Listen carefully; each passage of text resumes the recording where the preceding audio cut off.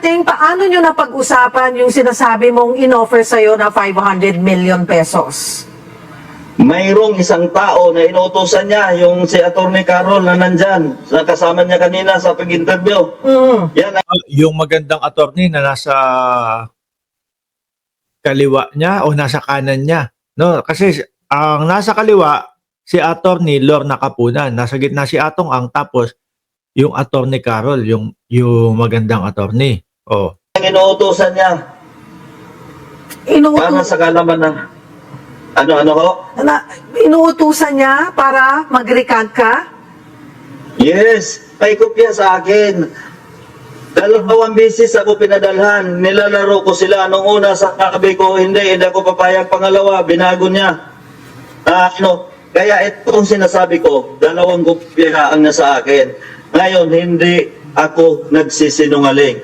Alam ng Panginoon yan na ginawa niya sa akin yan. Ang gusto niya, katulad ng sinabi niya kanina, binaliktad niya pa, ang gusto niya, tanggapin ko na yung offer niya at lumayas na daw ako. Punta na lang daw ako sa ibang bansa at ayusin ni Atty. Carol. Yan si Atty. Carol, kasabwat yan. Patayan. Ako po. ang daming revelasyon. Siyempre ngayon, nagsalita si alias Totoy na si Atty. Carol kasabwat sa patayan. Pati yun ngayon, pagpapaliwanagin na din ho yun, mga kababayan, mga boss chief amo sir. Sino Alam si ng lahat yan. Sino si Alan Bantilles o Mr. Brown?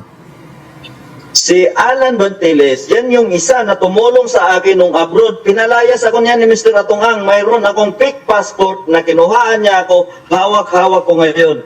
May fake ba? Nakakakuha din ng fake passport. Oh. Saan kaya? Sa Davao kaya nakakuha? Kasi sa Davao, di ba? Fake birth certificate nagagawa. Libo-libong fake birth certificate sa mga Chinese. Nagagawa. Fake passport. Doon kaya din ang galing? Kami, si Alan, si Mr. Brown, yung inutusan niya na tumama sa akin sa Singapore. Ngayon, ginamit niyang tulay para makarating sa akin lahat ng gusto niyang pangyayari. Kaya ngayon, mag-usap rin kami ni Mr. Brown na gano'n ang ginagawa niya. Nakakahiya yung ginawa niya. So nakakausap or nakikita mo pa ba itong si Mr. Brown? Yes. Sa totoo, Cheryl, yan si Mr. Brown at saka si Mr. Atong Ang, magkakumpare kami niyan. Ninong yan ng anak ko.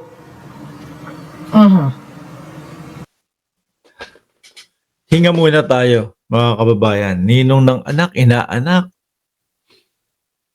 Tapos, papaubos. Base po doon sa sinasabi ni alias Totoy. Si Sir Dondon, kanang kamay yan ni Atong Ang sa WPC. Hinga muna tayo. Madami tayo naririnig. Gretchen Barreto, tapos ngayon naman po, damay naman din. Idinadamay, isinasama. No? Na ang sinasabi niya, kasama yung si Atty. Carol, may alam yung Atty. Carol doon sa mga pagpapapatay. Parang ang daling magpapatay na lang. Ano ang susunod mong aksyon ngayon ngang 5 kaso ang isinampa sa'yo ng company Atong Ang? Nandiyan ang kabilang ang extortion, attempted robbery at homicide. Cheryl, kaya kong sagutin yan. Katulad ng sinabi ko, yung ginamit niyang mga witness, yan yung suspect na bumitbit sa nawalang sa bungero. Yung dalawa niyan, alam ko yan ang ginamit niya nga witness. Si Rogelio, Toto, Roger. Ginawang witness, tapos sila din yung bumitbit. Sila yung bumitbit, tapos ginawang witness.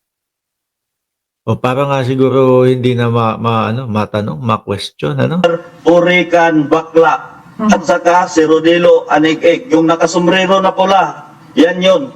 Kahit tingnan nyo sa video, pag-aralan nyo, at kaya ko ituro, yung sa video ng Channel 7 na pinalabas noon, may tato sa kanang paayan.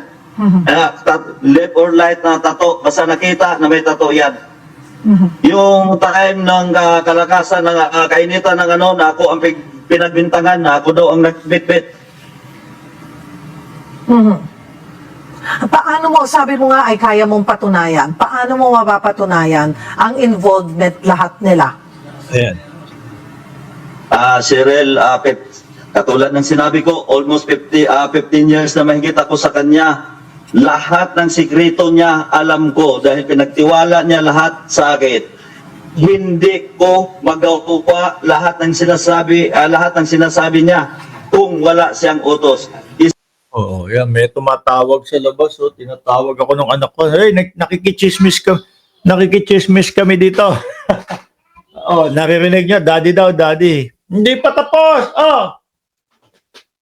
Tuloy. Isang ordinaryo lang akong tao, hindi ako katulad niya na kaya niyang pagbagsikin ang gobyerno. Siyempre ho, mga kababayan, ganyan. Kapag yung hindi naman ganong kalakihan si alias Totoy eh. Diba? Pag siya yung gagawa, mapapaisip siya dyan. No? Unless kung merong napakalaking tao na naka-back up o nasa likod na mag-uutos. Anong matibay na hawak mong ebidensya laban kina dito sa mga sinasabi mo na sangkot nga sa missing sa Bungeros? Dahil ako ang isa sa farm manager, lahat niyan. May video pa nga yan doon kay yung nawala sa Pablo, si John Lasco. May video pa ako dyan na hawak-hawak ko. Oh. Nung una nga, sayang yung mga cellphone ko na pinasunog niya. Ba't kaya tinatawag ako doon sa labas? Bakit? Why? You know daddy is on vlog? Ayan yung commercial, yung tumatawag sa labas. Oh, tuloy. Nandun lahat yung mga tao kung paano katayin ng mga pulis. At tinatawag niya sa akin, inuutos mismo niya sa akin. At ako mismo ang inabutan niya ng pira pagkatapos ng operasyon. Inaabot niya para gantimpala doon sa mga pulis na pumatay ng mga nawawalang sa Bungero. Aray ko mga best. Panahon ho yan ha, ni dating Pangulong Duterte. Mga bossing, hindi pa po yan Marcos. Hindi pa po presidente si Pangulong Bongbong Marcos. Sabi sa inyo eh.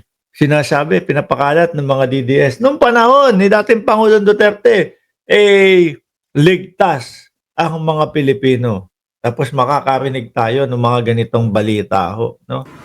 Sinasabi nga nila na iba yung pag sinasabi lang or sinasambit, ano, may mga matitibay ka bang maipapakita o ilalabas din na ebidensya na nagpapatunay dito sa mga nangyaring ito? Yes, mayroon ako. May mga butcher ako na binabayad dyan sa mga pulis na yan. May mga butcher ako. Ang mali lang nila, hindi lang nila nakuha yung butcher sa akin. May mga pizza, may mga taon, at may mga tao, at may pirma kung sinong kumuha. Oh, may mga resibo din. Yung mga binabayad. Ano? Eto, binayaran ko si ganitong pulis. May voucher, voucher. Hindi, pagkakaintindi ko, kaya sinabi ko resibo, pagkakaintindi ko is butcher eh. Voucher pala yun. Oh. At saan ko kinuha yung pira na yon at saan ang galing? Galing yan mismo kay Mr. Atong Ang.